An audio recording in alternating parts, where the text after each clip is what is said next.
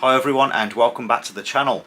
So a few weeks ago I bought this Parkside Bench Grinder from Lidl supermarket. So in this video I'll be doing an unboxing, testing and a review of this tool, and I'll also be changing the original stones for a wire wheel and a buffing wheel. It says on the box Parkside Double Bench Grinder. The model is PDOS 200C2. And it says ideal for grinding, sharpening, deburring and removing the rust from metal, including steel. No load rotational speed, 2,980 RPM. Circulation speed, 23 m/s. The power consumption is 200 watts. And the grit rating of the grinding wheels are 36 grit and 80 grit. So 80 grit's quite fine, which is surprising to get on a budget bench grinder. You usually get like a 36 and a 60 grit, so to get an 80 grit is quite nice, and it comes with a 3-year warranty. Here is everything out of the box. You get the manual, you've got the spark arresters here, the eye shields, you get the tool rests with all the bits and bobs to attach everything to the bench grinder. First impressions, quite nice. It's got an all metal body, 4 holes in the base to attach it to your workbench. The discs seem quite nice, especially the 80 grit, nice and fine.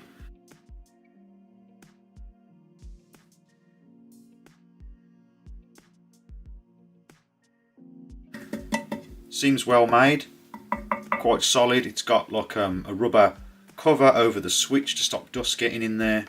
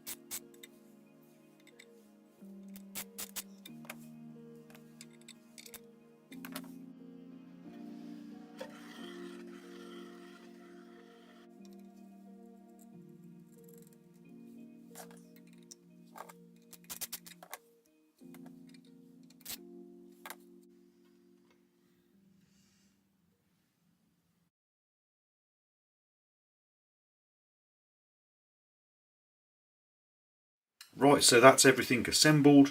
The spark arresters are assembled.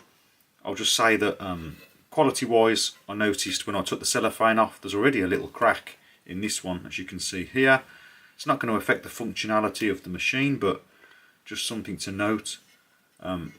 Try not to tighten these up too much because you might crack the plastic if you're not careful, or you might break these. If you tighten it too much and you try to adjust this, it might put pressure on here. So these are not the best quality. They're delicate, I would say, so be careful with these. And no matter how much you tighten up the nut here, you can still get movement side to side in this. Not really a problem, but just something to note. The tool rests feel quite nice. Based on what I've seen from budget bench grinders, these actually seem quite good. They adjust back and forth. You can't adjust the angle. There's like a 45-degree set there and then a flat angle. This can be slid back and forward so that when the disc or the wheel wears down, you can adjust this and slide it closer to the wheel. You want to get as close to this as you can without it touching. The metal is okay, quite thick, so pretty good little tool rests for a budget grinder. And that's everything set up. So it also came with these bolts, and I'm guessing these are so that you can attach it to your workbench. I won't be using those for this. I've got a little base that I'm going to put it on. What I'm going to do is turn on the machine for the first time.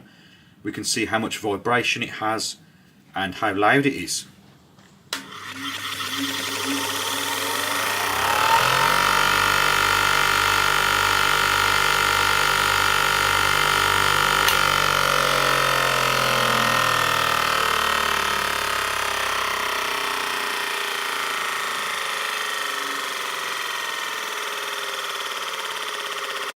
So far so good. It's got a nice quiet induction motor.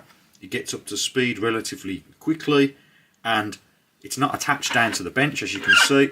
It's got the rubber feet underneath it to help with vibration, but even when it's not bolted to anything or attached to anything, this is running relatively smoothly, which is good.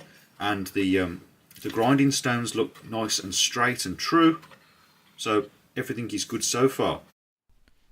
So I attached the bench grinder to this little portable base with some handles on it. I attached it with screws and some rubber washers to disperse the vibrations from the grinder.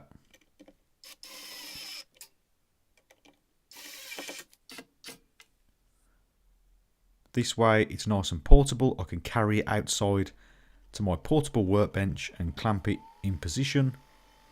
Here I'm just testing the stones, rounding over the end of a bit of threaded rod.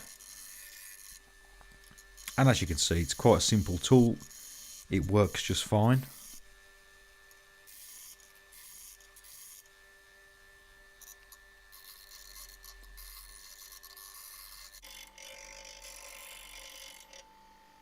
I also bought this wheel dresser. They're quite cheap online to buy.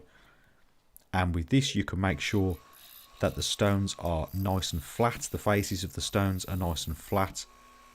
And that helps everything to stay nice and balanced.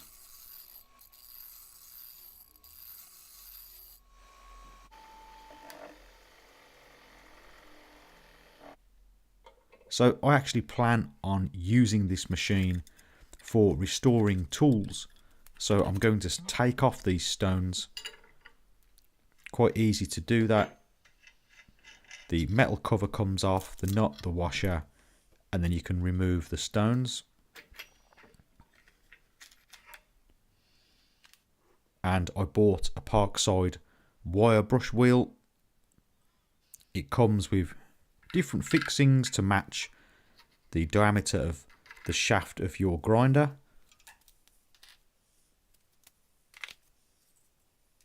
So you add one of these to each side, and then the wire wheel fits nicely.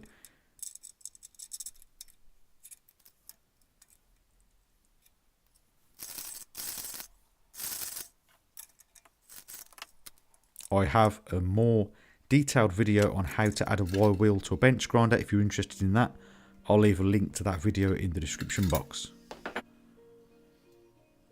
Then I could just add the metal cover back on.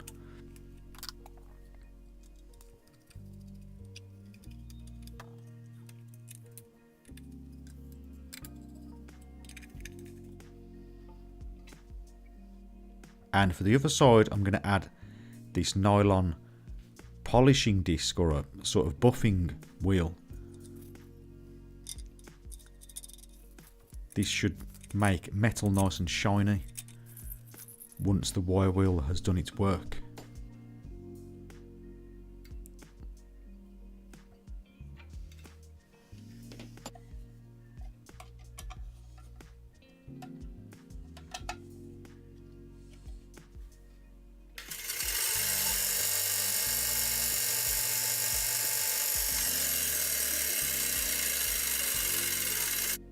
So I tested out the wire wheel with this old footprint chisel. I just wanted to remove the rust and get it ready to buff the metal, polish the metal up and make it nice and shiny. And it did a pretty good job of this.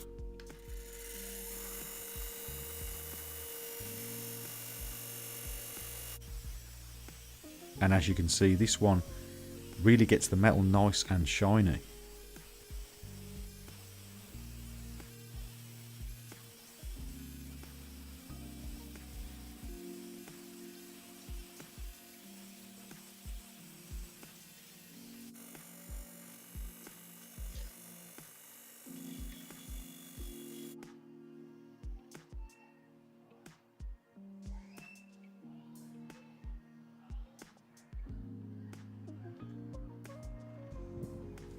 Okay, so that is about it then for this video. So my first impressions of this grinder, bearing in mind the price, I think it's very good. I like the all metal body. It feels relatively well made and it's quite smooth and quiet, and 200 watts seems to be enough power for most DIY jobs. I've not had any problems with it. All in all, it's pretty good, and I like that Lidl also offer the wire wheel and this buffing wheel as well as the spare grinding stones as well. The original stones seem quite good. I gave them a quick dressing to get them nice and flat, and everything was running smoothly in case I want to add them later on. And the buffing wheel works quite well to get metal tools nice and shiny, as you saw with that chisel. So all in all, it's a pretty good tool. You don't have to make a base for it. I made this little base just so I can pick it up, move it around, make it more portable. But if you did find this video useful, please remember to like and also consider subscribing for more DIY related videos. And as always, thank you very much for watching, and I'll see you next time.